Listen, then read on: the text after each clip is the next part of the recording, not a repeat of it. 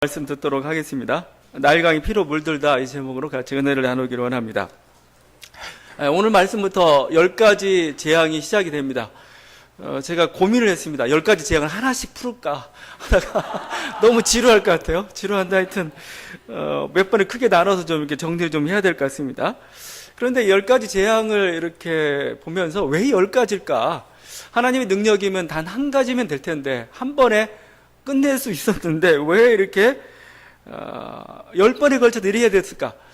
물론 성경은 바로의 마음이 완악했기 때문에 한 번의 능력으로도 한 번의 재앙으로도 바로가 무릎을 꿇을 수 있는데 마음이 완악해가지고 그래서 10번까지 갔다 얘기하죠. 오늘 말씀에서도 14절에 바로의 마음이 완강하였다. 23절에서는 그 일에 관심을 가지지도 않았다 이렇게까지 표현하고 있습니다. 그러니까 완악하니까 10번이다 이렇게 재앙이 부어질 수밖에 없었다 이렇게 우리가 볼 수가 있을 것입니다. 그런데 왜 이렇게까지 바로는 완강한가 이거죠. 결국 이를 통해 드러나는 게 뭐냐면 저는 그 악이 쉽게 굴복하지 않는다는 겁니다.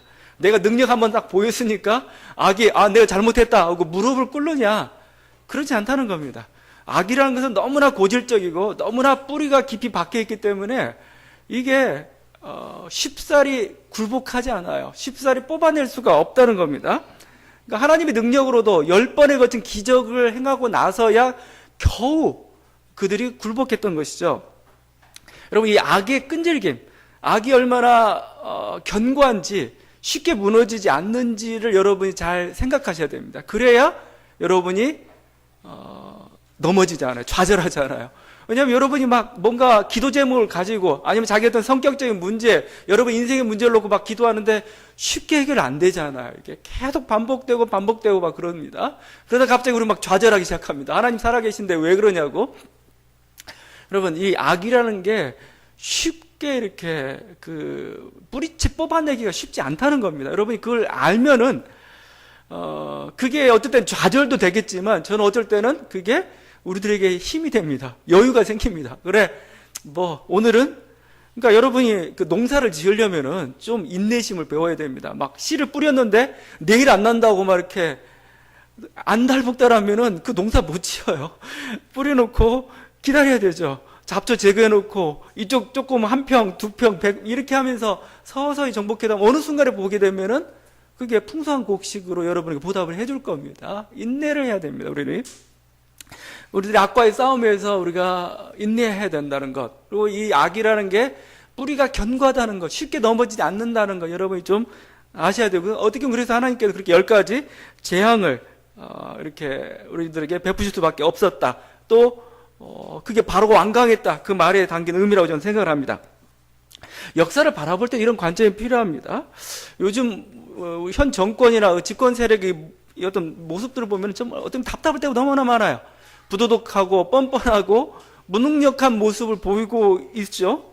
뭐 세월호 참사부터 성완종 씨 사태는 뭐 이제 유야무야 갈 것 같습니다. 오히려 특사 문제를 이제 이렇게 걸고 넘어지는 그 모습이 너무 웃겨요. 뻔뻔스러워요. 뭐 인사청문회 보면 가관이죠. 정말 모든 그 과거에 그냥 정말 자기만을 위해서 살았던 사람입니다. 그 사람이 이제 마지막에 자기 어떤 그 장관이나 총리 자리에서 또 영광을 꽃피워보려고 그런 모습을 보게 되면은 참 한심하죠. 그런 사람을 또 이렇게 그런 자리에 올리는 그런 이런 모습들, 그걸 또 빤히 지켜봐야 되는 모습들 참 답답할 때가 참 많이 있습니다. 그런데도 불구하고 선거 때마다 이겨요. 번번이 이깁니다. 그럴 뿐만 아니라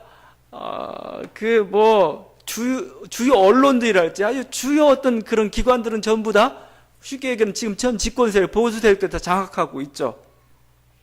좀 답답할 때가 많습니다. 그러다가 최근에 그 신영복 선생님이 그 책을 쓴 게 있어요. 담론이라는 책을 썼는데 거기에 인터뷰하면서 이런 얘기를 했습니다.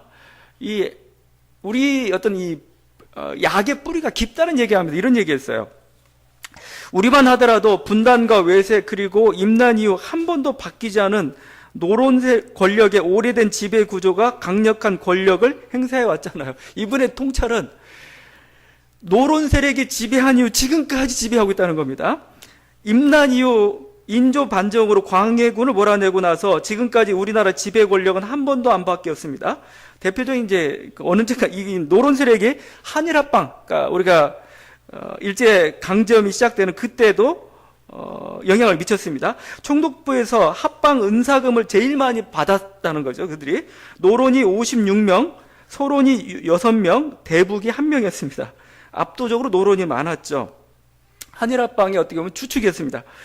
해방 이후도 마찬가지였죠. 그리고 국민의 정부, 참여정부 때도 행정부만 일부 바뀐 거지 통치 권력이 바뀐 적은 없습니다. 외세를 등에 업고 그렇게 해왔지요. 대학 교수, 각종 재단, 무슨 시스템 이런 것들을 쫙 다 소위 말하는 보수 진영이 장악하고 있지요. 어떻게 보면 사회는 여러 세력이 있는 겁니다. 그런데 세력이 교차가 돼야 돼요. 그래야 신선한 물이 공급이 되는 겁니다. 어떤 세력이 집권할 때는 나름대로 이유가 있습니다. 그런데 그 세력이 오래 집권하게 되면은 이제는 썩기 마련입니다. 그러면 또 새로운 세력이 등장해가지고 사회를 새롭게 하고 이런 게 교차가 되면서 사회가 발전해 가는 거죠. 근데 우리 사회는 지금 문제가 심각한 거죠. 임난 이후에 한 번도 바뀌지 않는 그런 지배 권력이 지금까지 영향을 미치고 있다는 거죠. 어떻게 보면은 김대중 노무현 정부는 잠깐의 어떻게 보면 광해군 시대 정도로 생각해야 되나요? 뭔가 이렇게 잠깐 피치비쳤던 그런 시대라고 우리가 생각이 들게 됩니다. 제가 이 얘기를 하는 것은 뭐냐면은 그만큼 우리 사회의 어떤 한 세력이 한 사회를 장악하고 있는 역사가 깊다는 겁니다. 이걸 새롭게 하는 데는 뭐예요? 시간이 필요해요. 인내심이 필요한 겁니다. 우리들이 어느 때는 좌절할 때도 있겠지만 좌절이 아니라 오히려 이게 오래됐구나, 이게 당연한 거구나, 이죠. 이 당연한 곳에서 하나하나 새롭게 변화의 물결을 이뤄낸다는 게 쉽지 않은 거고, 또 조금이라도 이뤄냈다면 그것은 성공한 겁니다. 이렇게 변화의 물결들이 쌓여가지고 결국은 역사가 근본적인 변화와 해방이 이루어지는 거죠. 결국 10가지 어떤 그런 재앙들이 쌓여가면서 최종적인 해방이 이루어졌던 것이죠. 그래서 여러분, 지구전을 생각하셔야 됩니다. 항상 진지전이란 말을 쓰고 있죠. 전쟁에서 단번에 승리하는 그런 것도 있겠지만 그냥 조그마한 고지들을 하나씩 점령해 가면서 이루어가는 그 승리도 굉장히 중요한 것이라는 겁니다. 그러면서 이런 얘기했습니다. 역사의 장기성과 굴곡성을 생각하면 가시적 성과나 목표 달성에 과도한 의미를 부여하지 말고 과정 자체를 아름답게 자부심 있게 그 자체를 즐거운 것으로 만드는 게 중요해요. 왜 그런 줄 아세요? 그래야 오래 버티니까. 그렇죠? 이게 단번에 끝날 싸움이 아니에요. 그러니까 뭐죠? 조금씩 싸워가는 자체. 그래서 조그마한 곳에서 정의와 평화를 이루어가는 그것을 기쁨으로 알고 또 이렇게 한 걸음 내디뎌 가라는 거죠. 이런 얘기입니다. 작은 숲을 많이 만들어서 서로 위로하고 작은 약속도 하고 그 인간적인 과정을 잘 관리하며 가는 것, 이게 중요하다는 겁니다. 여러분에게 있어서 엄청난 아픔이나 비극도 꼭 그만한 크기의 기쁨에 의해서만 극복되는 것은 아닙니다. 작은 기쁨에 의해서도 충분히 견뎌져요. 사람의 정서랑이 참 묘해서 그렇게 살게 돼 있는 거죠. 여러분 인생에 정말 청천벽력과 같은 사건을 경험하고 있습니다. 나는 완전한 무기력 가운데 살고 있습니다. 그러면 내가 이 무기력부터 헤어나려면 똑같은 동일한 양의 기쁨이 있어야 되느냐, 승리가 있어야 되느냐, 그렇지 않다는 겁니다. 인생이란 건 뭐예요? 작은 사건이라도, 작은 기쁨이라도 뭐예요? 능히 그동안의 큰 아픔들을 이겨낼 수 있는 힘이 된다는 거죠. 여러분, 그래서 우리들에 있어서 우리 악이랄지 그런 죄의 뿌리는 깊습니다. 한 번에 넘어지지 않습니다. 여러분, 그래서 오늘 하루 내가 승리했어요. 내 성격 일부분에서 내가 이렇지 않겠다고 했는데 맨날 번번이 졌습니다. 오늘 하루 승리했어요. 그럼 즐거워하고 감사하십시오. 이게 쌓여서 결국은 완전한 변화에 이르게 되는 것이죠. 우리가 승리의 결정적인 때만 노리고 있다면, 그때가 오기만 바라고 있다면 우리는 금방 제풀에 넘어지고 말 것입니다. 죄의 싸움도 그렇고, 여러분 건강도 그렇습니다. 암과 친구가 되라는 책이 있었습니다. 몇 년 전에 베스트셀러였는데, 어떤 그 전문 의학 박사가 있는데 이 사람이 암에 걸렸습니다. 자기가 암에 걸려가지고 여러 가지 이제 그 치료 과정들을 겪으면서 쓴 책입니다. 쓴 책의 제목이 암과 친구가 되라 그런 얘기였어요. 왜냐하면은 우리가 암에 걸리면 무슨 생각이 듭니까? 당장 뿌리를 뽑아내야 됩니다. 난 이것과는 도무지 살 수가 없어. 그런 생각하게 되죠. 근데 그 답답함이 뭐예요? 결국 우리를 더 답답하게 만드는 겁니다. 그래서 결국 이분 얘기가 이거예요. 그냥 친구처럼 견디라는 겁니다. 예, 평생. 사실 그것도 자기 몸에서 나온 일부 아니겠습니까? 그냥 친구처럼 견디면서 그냥 뭐 이렇게 달래라는 겁니다. 달래라는 거. 그래야 더 효과가 있다는 거예요. 그냥 너 죽고 나 죽자 하다면 자기가 먼저 제풀에 쓰러지고 만다는 겁니다. 그래서 그게 쉽지 않은 일이겠지만 그를 친구 삼아서 살라는 거예요. 결국 어떤 이런 것들이 담겨져 있는 그것은 뭐냐면 악을 제거한다는 게 그냥 단번에 일어날 수 있는 그런 성질이 아니라는 겁니다. 우리들이 조금씩 하나씩 이렇게 싸워가면서 우리가 만들어낸 그 성과들 그게 중요하고 그것을 우리가 기뻐하고 즐거워하는 것 이게 필요한 겁니다. 이게 바로 하나님께서 10가지 재앙을 통해서 보이신 하나의 저는 교훈이라 생각합니다. 그것은 바로 이 악과의 싸움이 쉽게 끝나지 않는다는 거죠. 또 그러면서 사실은 이 재앙이라는 게 바로를 치는 것 같지만 바로를 치면서 한편으로 이스라엘 백성들에게 용기를 북돋아지는 그 과정이라고 볼 수가 또한 있습니다. 이스라엘 백성 오랜 세월 동안 애굽에서 노예 생활을 했죠. 노예 생활. 노예 근성이 완전히 그냥 찌들어 있습니다. 그 찌들은 그들에게 뭐죠? 10가지 재앙을 통해 가지고 교육을 시키는 겁니다, 이제. 그러니까 이 한 사람 한 사람이 뭐죠, 이제? 이 애굽 바로와 애굽의 체제가 정말 나쁜 체제고 이를 극복해야 되고 우리가 믿는 하나님이 강한 하나님이고 충분히 그럴 능력이 있다는 것을 이들이 깨달아 가는 과정이죠. 그래서 자기가 이제 해방의 주체로서 이렇게 성장해 가는 과정, 그게 바로 10가지 재앙이 저는 보여주고 있다고 생각합니다. 막 어떻게 보면 10가지 재앙은 싸움입니다. 싸움. 10개의 싸움입니다. 그 하나의 싸움에서 승리하면서 그들이 다시 한번 승리감 속에서 축하하기도 하고 자신감 얻기도 하고 깨어나기도 하고 하면서 결국은 마지막 때 최종 해방을 이루어 갔던 것이죠. 이런 것들. 그러니까 여러분이 이런 또 10가지 재앙도 전부 다 하나님의 뜻이 있는 거죠. 왜 10가지냐 할 때 10가지에도 하나님의 뜻이 있다는 겁니다. 그 마태복음을 보게 되면은 마태가 그 이런 어떤 출애굽기가 가지고 있는 이런 구조에 굉장히 탁월한 사람입니다. 여러분이 그래서 마태복음 여러분이 복음서를 읽다 보면은 복음서가 그냥 막 하나님 말씀을 그냥 이렇게 예수님의 생애를 그대로 기록한 것 같지만 그렇지 않습니다. 마태는 그 예수님의 생애를 유형화시켜 놨습니다. 그래서 모아놨어요. 한 곳에. 그래서 여러분이 그 5장부터 7장까지를 우리가 산상순이라고 합니다. 산상순. 산 위에서 예수님이 말씀하셨던 거. 그러면 한날에 그 말씀을 다 말씀하셨느냐? 물론 그럴 수도 있겠지만 그렇게 얘기하면은 누가 다 그걸 다 기억해요. 힘들죠. 어떻게 보면은 갈릴리에서 주님께서 계속 하셨던 그 말씀들을 모아놓은 겁니다.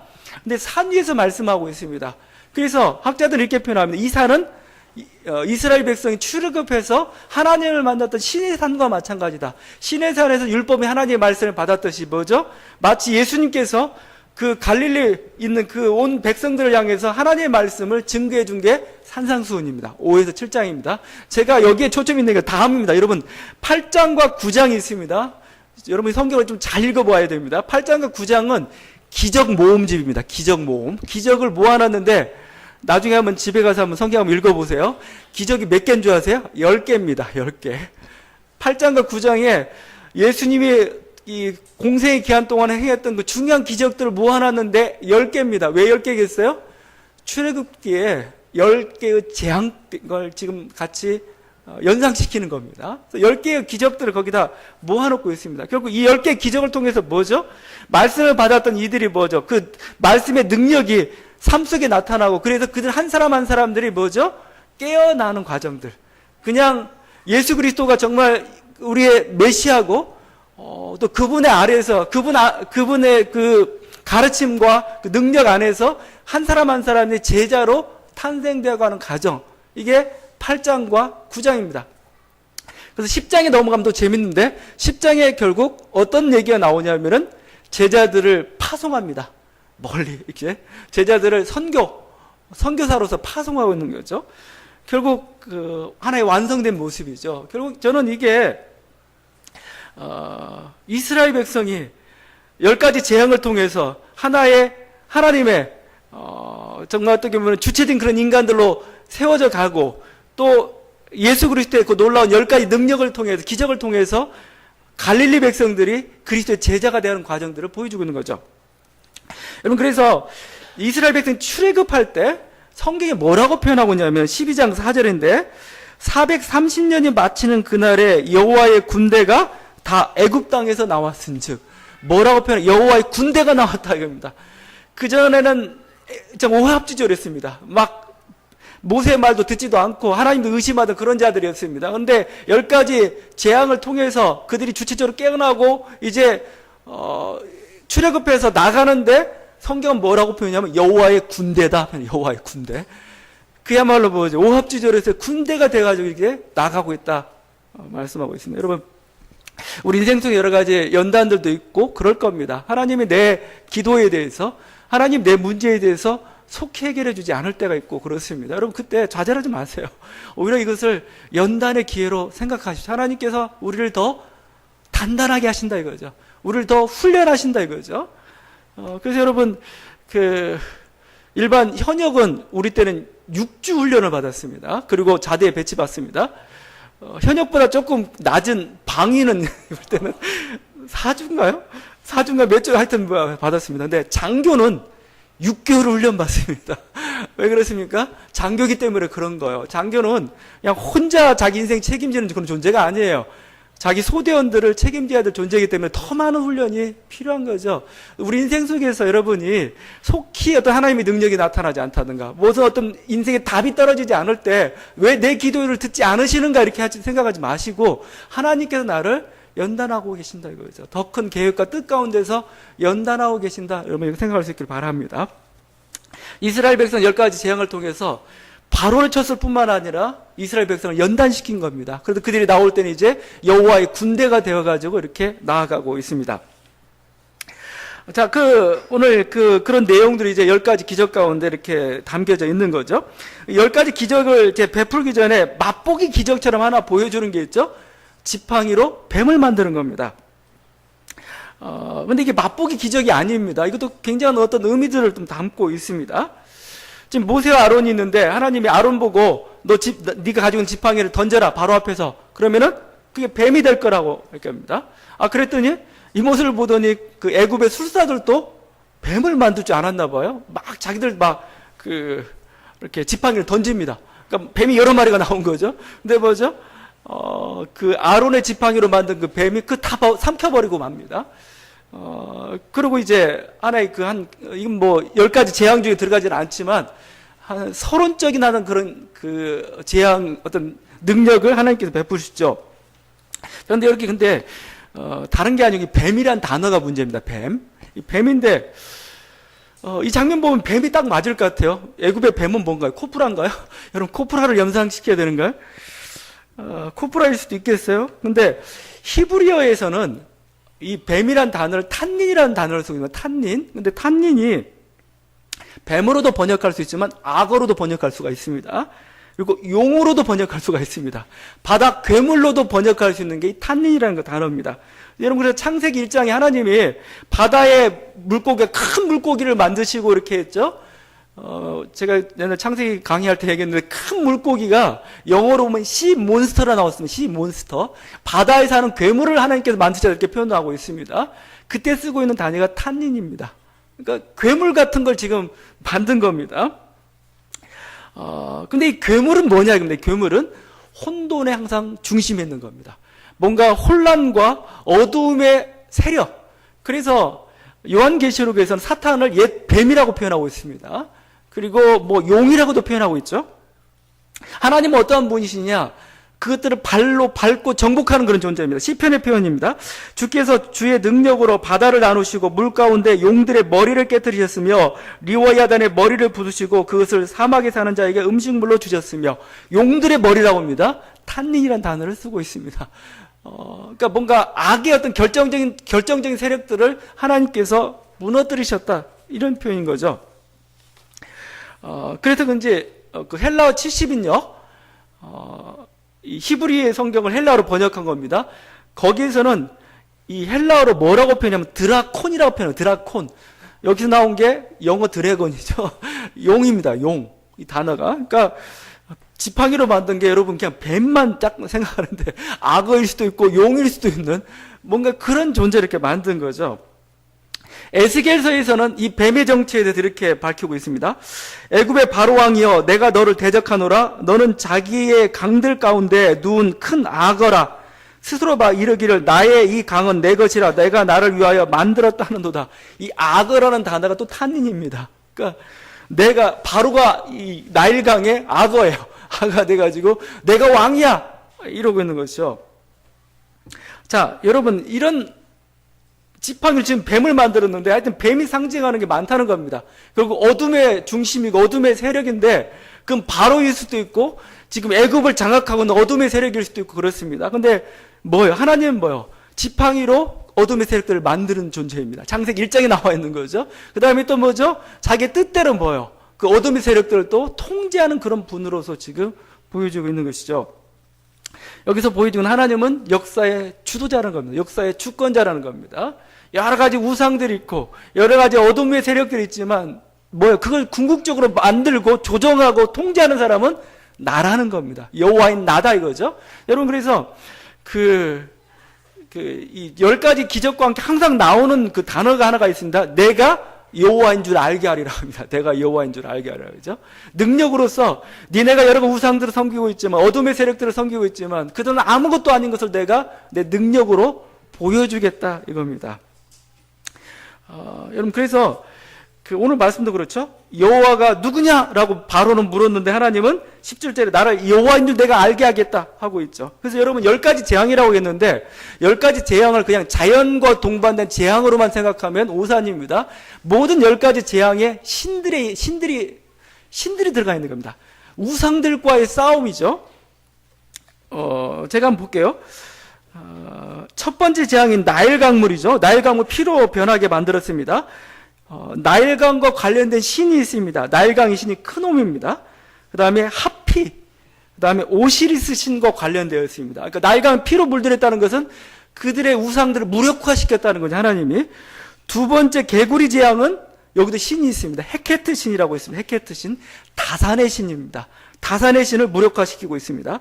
세 번째 이 재앙은 개부라고 있습니다. 개부, 땅의 신입니다. 땅의 신을 무력화시키고 있습니다.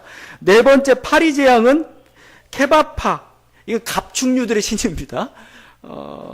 파리 재앙은 여러분 이게 풍뎅이일 수도 그렇습니다. 애굽 바로를 상징하는 문장 중에 하나가 들어가 있는 겁니다. 하여튼 그런 것들입니다. 다섯 번째 악질 재앙은 핫솔입니다. 핫솔, 이게 암소의 신입니다. 그 다음에 아피스 신, 다산을 상징하는 아피스 신을 지금 무력화시키는 거죠. 여섯 번째 재앙은 독종 재앙입니다.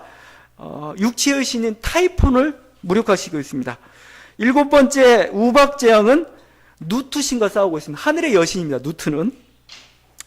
그 다음에 셋, 곡물의 수호신이죠. 그 다음에 여덟 번째 메뚜기 재앙은 이시스, 생명의 여신입니다. 또 역시 셋, 곡물의 수호신과 싸우고 있죠. 아홉 번째 흑암 재앙은 이제 결정적인 건데 태양신 라와 싸우고 있습니다. 아텐, 아툼, 호루스, 전부 태양신과 관련되는 것들입니다. 그리고 마지막에 장자 재앙은 바로죠. 인간, 바로는 신의 아들이니까요. 결국 한 가지 재앙들은 전부 우상들이 딸려 있고 뭐죠? 그 우상들을 제압하는 그 과정들입니다. 그러니까 뭐라고 해야 되나요? 이소룡의 맹룡과강인가요? 정무문인가 보면은 막 적들을 하나씩 이제 제압해가지고 결국 나중에 수장을 무너뜨리듯이 마치 하나님이 뭐요? 이스라엘 전역을 장악하고 있는 그 우상신들과 싸워가지고 하나씩 제압해가지고 내가 최고의 신임을 보여주는 거죠. 10전 10승인 겁니다, 하나님. 여러분, 우리들이 믿는 신이 그렇다는 겁니다. 우리가 믿는 예수 그리스도, 우리가 믿는 하나님이 바로 그런 능력의 신이라는 겁니다. 우리도 여러 가지 잡다한 신들이 많잖아요. 내 운명을 주장하는 것부터 사주팔자부터 여러분 인생을 장악하고 있는 그 모든 많은 신들이 있습니다. 하나님이 뭐예요? 그들은 아무것도 아니다 이겁니다. 내 능력으로 뭐요? 내가 최고의 신이다 이겁니다. 최고의 신. 그들은 정말 아무것도 아닌 그런 존재임을 하나님께서 능력으로 보여주고 있는 거고, 이스라엘 백성은 그 하나님을 체험하는 거죠. 아, 정말 그 하나님은 위대하시구나라고 저들은 체험하고, 그 하나님을 이제 믿고 따르기로 이제 그렇게 해서 여호와의 군대들이 되어가는 것이었던 것이죠. 어떤 그걸 상징적으로 지금 보여주고 있는 것이 바로 지팡이로 뱀을 만들고, 그래서 결국 이를 통해서 어떤 이 모든 신들을 다스리는 하나님, 주권자 하나님의 모습을 보여주고 있습니다. 10가지 재앙이 있는데 그 10가지 재앙 중에 좀 재밌는 게, 하여튼 결정적인 재앙은 마지막 재앙이었습니다. 바로의 아들 장자를 치는 것 재앙이었지만, 그 첫 번째하고 9번째 재앙이 재밌습니다. 첫 번째 재앙이 나일강을 피로 물들인 거고, 9번째 재앙은 태양을, 흑암을 어둡게 만든 겁니다. 흑암으로. 그런데 이 두 가지가 여러 가지 재앙 중에 좀 의미 있는 그 재앙입니다. 왜냐하면 나일강을 쳤다는 것은 애굽의 물질적 기반을 친 겁니다. 태양을 쳤다는 것은 바로 이 태양신의 나라거든요. 이 나라의 신화적 기반을 쳐버린 것이죠. 특별히 나일강은 애굽의 물질적 기반입니다. 그래서 역사가 헤로도투스는 애굽은 나일강의 선물이다까지 얘기했습니다. 애굽은 나일강이 만들어놓은 하나의 선물이에요. 그러니까 나일강 때문에 애굽이라는 나라가 생성된 겁니다. 여러분, 그래서 보세요. 애굽은 사막 지역입니다. 대부분 보면은 이게 북해 귀선 그 유역에 있는 건 대부분 다 사막이고, 애굽의 사실 남쪽은 사하라 사막이 있고 해서 결국 대부분의 사막 지역입니다. 농사가 될 수 없는 곳입니다. 그런데 애굽이 곡창지대가 되고 애굽이 문명의 발상지가 되었습니다. 나일강 때문에 그렇습니다. 여러분, 나일강이는 굉장히 길죠. 나일강 끝 연원을 쫓아가게 되면은 저기 나일강 상류가 적도 근처입니다. 적도 근처인데, 여러분 적도는 여러분 기억나잖아요. 뭐 스코린이 이런 거 해가지고 막 며칠 동안에 막 폭우가 막 쏟아지고 막 그러잖아요. 그게 적도 지역 기후입니다. 근데 이 폭우로 쏟아졌던 그 물들이 이 나일강을 통해 가지고 하루로 흘러가기 시작합니다. 쫙 흘러가기 시작합니다. 그래서 그 봄철만 되면은 애굽에서 하나의 그 축제가 벌어집니다. 축제가 벌어지는데 뭐냐, 봄철 정도 되면 이제 그 적도에서 이렇게 그 엄청난 물결들이 하류 쪽을 향해서 막 쓸려 내려오기 시작합니다. 그러면 거기 뚝이 넘칠 정도로 오기 시작합니다. 그러면은 애굽 사람들은 뚝을 터가지고 물을 받아 놓습니다. 그 물 가지고 또 1년 농사를 짓는 겁니다. 햇볕은 뜨겁죠. 물은 풍성하죠. 그러니까 곡창지대가 될 수밖에 없는 겁니다. 그래서 이게 나일강은, 애굽은 그야말로 나일강의 어떤 그 선물이라고 할 수가 있을 것이죠. 근데 이 선물이라고 하는데 이 물뿐만 아니고 적도에서 이렇게 물이 쭉 이렇게 그 열대 우림 지역에 비옥한 그런 어떤 유기물들을 몰고 오기 때문에 비료를 안 줘도 농사가 돼요. 그냥 아주 풍부합니다. 근데 요즘 현대 이집트에 가게 되면은 에스완 댐인가를 상류에 건설했죠. 그래가지고 물이 기름지를 못해요. 딱 막혀가지고. 그래서 요즘은 비료를 써야 농사가 되지만 옛날은 비료를 쓰지 않아도 농사가 될 정도로 그렇게 비옥한 그런 토양이었습니다. 애굽은 나일이 젖줄이죠. 나일강이 젖줄이고 이걸 자랑했는데 지금 모세가 지팡이를 내려치는 순간 어떤 일이 벌어졌습니까? 피바다가 되어버렸습니다. 더 이상 이용할 수 없는 그런 물이 되어버리고 말았던 거죠. 악취가 되었던 것이고, 이제 나일강이 젖줄이 아니라 죽음의 바다가 되어버렸던 거죠. 하나님께서 그걸 이루셨던 겁니다. 최근에 영화가 개봉이 됐는데, 엑소더스라는 영화가 개봉이 됐습니다. 모세와 관련된, 출애굽과 관련된 영화입니다. 근데 거기는 10가지 재앙을 어떻게든 현대적으로 풀어보려고 했습니다. 이 나일강이 어떻게 전체 이렇게 피바다가 됐을까? 고심하다가 어떤 식의 것으로 몰아갔냐면, 아그가 싸웠다는 겁니다, 안에서. 아그가 싸워가지고 서로 물고 뜯고 하더니 결국 이 피바다가 됐다. 이런 식으로 설명을 하더라고요. 참 유치하게 설명을 했어요. 몰라요. 어떻게 해서 전체 그 많은 물이, 그 풍부한 물들이 다 피바가 됐는지 우리는 알 수가 없습니다. 근데 그 피의 원인은 우리가 하나는 알 수가 있어요. 그건 뭐냐면은, 모세 시대를 전후로 해가지고 그렇게 억울하게 죽어갔던 아기들의 사실은 피입니다. 저는 그렇게 생각해요. 우리 하나님은 어떤 하나님이냐? 그들의 핏소리를 들으시는 하나님이라고 말씀하고 있죠. 근데 뭐요? 모세 시대 이후에 수많은 이스라엘 아기들, 히브리인들의 아기들이 그냥 억울하게 죽어갔잖아요. 전부 아들들은 전부 강에 빠뜨려라. 그래 다 죽어갔던 것이죠. 저는 그 피해에 대한 하나의 복수라고 저는 생각을 합니다. 땅이 정의롭지 못하면은 자연이 어그러집니다. 여러분, 그건 우리가 에덴 동산을 경험했던 거 아니겠어요? 아담과 하와가 타락하니까 이게 땅도 타락하게 되는 거죠. 저주를 받게 되는 거죠. 나일강이 정말 젖줄로서 있으려면 그들이 정의로워야 됩니다. 정의롭지 않은 그곳에 대해서 하나님 지금 피로써 응징하고 있는 거죠. 또한 이 피는 장차 홍해 바다에 수장될 어떻게 보면 그 불의의 세력들의 또한 피이기도 하고 그런 거죠. 심판의 피이기도 하고 그런 겁니다. 하여튼 이 피가 피바다가 되면서 애굽의 풍요의 근원이 전부 무력화되어 버렸죠. 그래서 에스겔서에서는 이 애굽을 향한 저주를 이렇게 퍼붓고 있습니다. 애굽 땅이 사막과 황무지가 되리니 내가 여호와인 줄을 그들이 알리라. 네가 스스로 이르기를 이 강은 내 것이라 내가 만들었다 하도다. 그러므로 내가 너와 내 강들을 쳐서 애굽 땅 믹돌에서부터 수에네 곧 구스 지경까지 황폐한 황무지 곧 사막이 되게 하리니. 교만한 거죠. 사람이 그렇습니다. 나일강이 이렇게 하다 보니까 하나님이 선물인 줄을 모르고 내가 만들었다 이겁니다. 이건 내 거다. 이게 바로나 이집트인들이 가지고 있던 그런 태도죠. 자기 거라고 생각하니까 이게 교만인 거죠. 거기서부터 하나님 뜻에 어긋난 불의들이 나오기 시작하는 거죠. 사치들이, 방탕함들이 나오기 시작하는 거죠. 여러분, 교만하지 말아야 됩니다. 하나님이 교만한 세력에 대해서는 그 물줄기를 막아버리든지 돌려버리고 마는 겁니다. 그러면은 망하는 거죠. 이게 재앙의 성취라고 보기는 조금 어렵겠지만, 현재 이집트는 좀 그래요. 현재 이집트는 좀 그렇게 잘 사는 나라는 아니죠. 민주화되지는 않았고, 또 여러 가지 어떤 갈등이 많은 그런 사회가 되어 있습니다. 여러분, 성지순례 하다 보면은, 이집트에서 이스라엘을 넘어갈 때가 있습니다. 국경을. 근데 넘어가는 순간 갑자기 모든 환경이 바뀝니다. 이집트에서는 먹을 것도 좀 이제 별로 이렇게 잘 맞지도 않고 뭔가 약간 가난하기도 하고 좀 그래요. 그런데 이스라엘 국경을 넘어가는 순간 갑자기 서구 세계가 갑자기 펼쳐지는 느낌이 들어요, 여러분이. 결국 이제 이스라엘 어느 정도 물질적으로 좀 발전한 거죠. 결국 어떻게 보면 지금 역전됐습니다. 출애굽 당시에는 애굽이 고도의 문물을 유지했던 그곳이지만 이스라엘은 아주 척박한 땅입니다. 그래서 성경이 이렇게 표현하고 있습니다.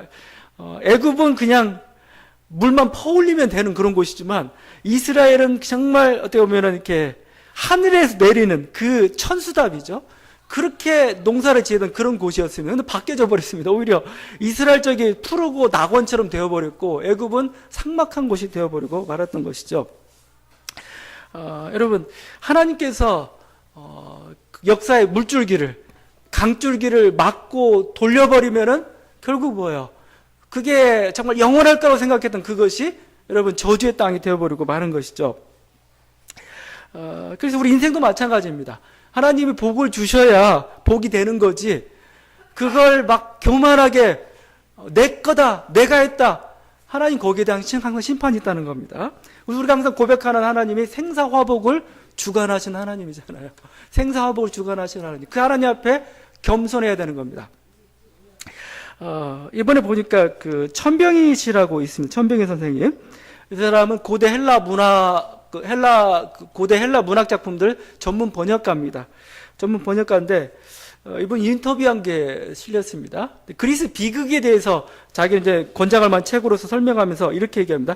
그리스 비극은 정말 비극적인 내용들이 많이 담고 있죠. 그리스의 비극을 이렇게 요약하고 있습니다.